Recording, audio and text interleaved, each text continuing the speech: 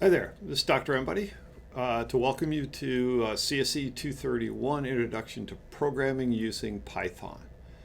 Now, why are we here? Well, what we want to do is, in the broadest sense, is be able to write programs that can maybe make lives better.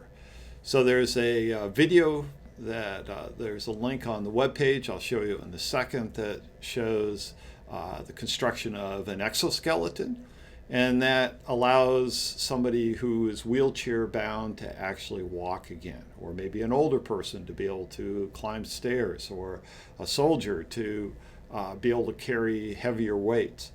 There's all sorts of things that come out of that, and it's a combination of variety of engineering disciplines.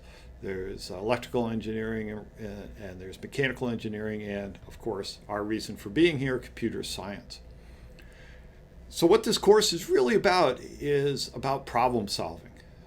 One of the big misconceptions is that this is about programming, but it's really about problem solving using a computer.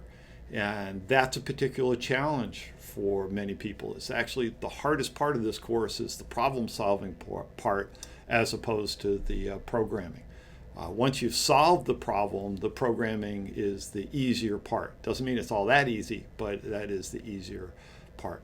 So ultimately our goal of this course is that when you see some problem, you'll be able to say, oh, I could write a computer program to solve that. And that's really what we're about. Back in now 12 years ago, or no, 13 years ago, when Punch and I created this version of the first course for programming here at Michigan State, we wanted to do it in Python, and there was no book. I should say there was no textbook. There were books on Python, but there weren't any textbooks on Python. So we had to write our own. That's why we're using our own textbook. And when we created the current version of this, which has they removed the lecture, we created a course that depends on reading the book. So we assume that you read the book. The videos supplement the book, and you want to take that approach to doing this course. I know some students are used to courses where you really don't have to have the textbook. This is not one of them. And if you try to do it without the textbook, you'll create some extra work. Fortunately, there are lots of secondhand books around, or you can rent them. And nicely, the MSU library now has extra copies on reserve that you can take out, and that's a really nice option. So there's really no excuse for not having a book here. So how is this course organized? Well, let's start taking a look at pieces of it. One of the things that we have here is a number of components of stuff that you have to do every week, and there'll be a reading in the chapter. There will be videos to watch that supplement that. There are chapter exercises to be done, little short programs online. There is a lab, and if you're in sections 1 through 25, you'll have an actual lab that you attend. And if you're in section 730, then you're doing the labs on your own. And there'll be a programming project. And so these are due on Mondays.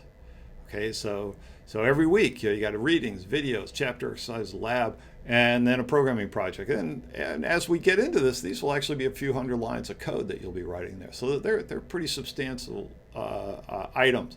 And when you get done banging that thing out, guess what? Next week starts, and you're back with another set of readings and so on. We do have 2 midterms and a final in here. We start off with fewer points and then more points as the semester goes on. And there's a lot of details about this in the syllabus. One thing we do have is we do have a web page, and there is a link from this on D2L, and that's what we can see over here on the right. And what we need to have in there is a couple of things that are useful. One thing is that you do want to get Python, and we get Python Anaconda, and you want to make sure that you get some Python 3, not a Python 2. There is a syllabus there, and it's got everything you need to know in there. I'm not going to go through that. You can, I'll hit a few highlights here, but you can take a look at that. And most important is to start here. Tells you pretty much many of the things that I'm talking about right now.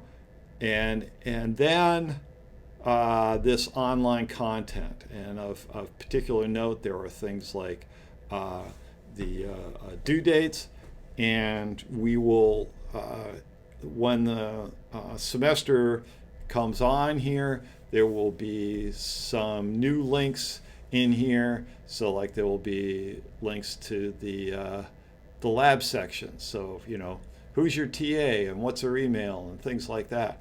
And there'll be a link here to the help room that we have. So we have a help room every day, and that's to help with any of the exercises that you have in here. And of particular importance is this part of the page.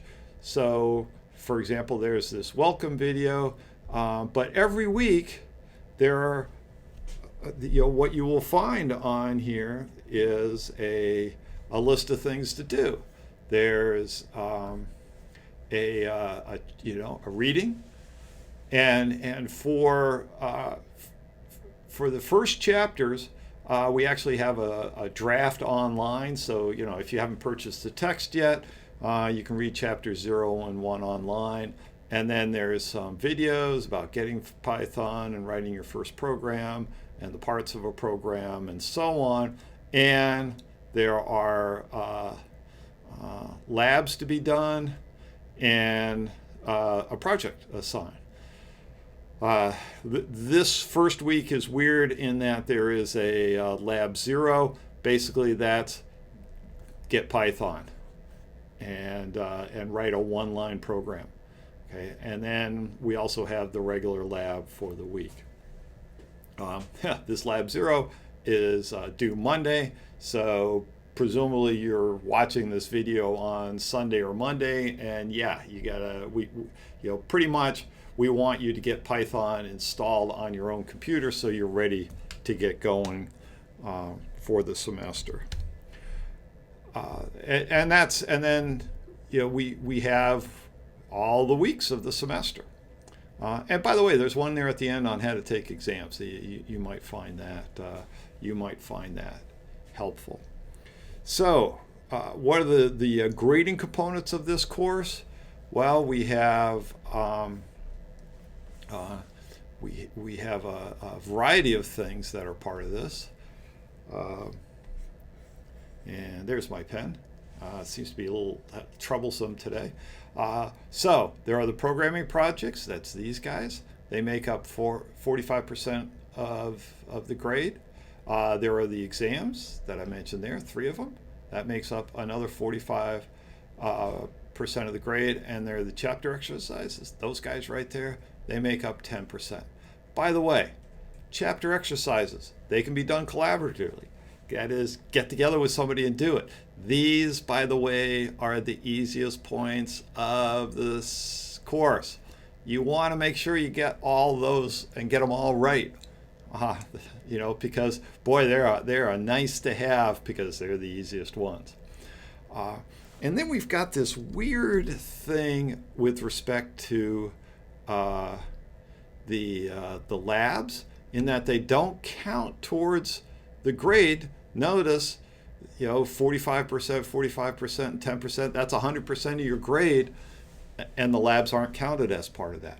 And what we do is we sort of do a reverse counting is that if you miss 3, your final grade is reduced by 0.5, and then if you miss 4, it's reduced by another 0.5, and so on. And that's a very strong penalty. So go to your labs, do them. There is a site called Mirror. There's a link on D2L for that. That's where you'll hand in your programming projects and find your chapter exercises. There's a variety of support. You do have a TA. There's 2 instructors. And then Piazza, which is an online place to ask questions, and we assign TAs to monitor that. The response time generally is on the order of averaging 15 minutes for the whole semester. Important, collaboration. It is not allowed on programming projects. If you collaborate on a programming project, you will get a 0. And in fact, take a look at the syllabus. There is information in the syllabus about that. And one of the most important ones in there, let's see if I can get it down here. Here we go. There it is. If you show your code to another student, you're almost guaranteed to get a 0, because most novice programmers will not be able to think of another way to do it, end up copying your code, sharing it. So now we got, you and another student have handed in the same code, and you'll get a 0. So watch out for that. So where do we start? As I mentioned before, download Python 3, and it's on that site.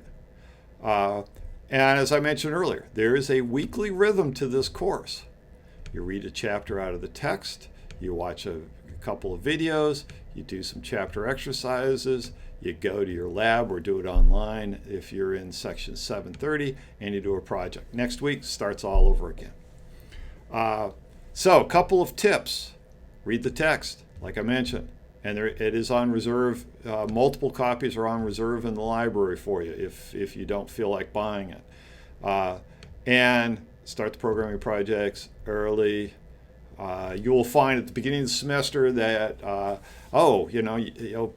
programming projects due on Monday. You can start it on Monday and finish it on Monday. Yep, you can do that for project 1, maybe even project 2. Project 3, maybe not. 4, 5, not a chance. 6, 7, 8, you're in big trouble if you're starting them on the day that they're due. Okay, so there's a welcome to our course. We're here to help you we, as in the staff, that is the TAs and the instructors, are here to help you get through this. And we have a long way to go because we're assuming that you haven't programmed before, and we've got to get you to the point where you can knock off a couple hundred lines of programming. So, good luck.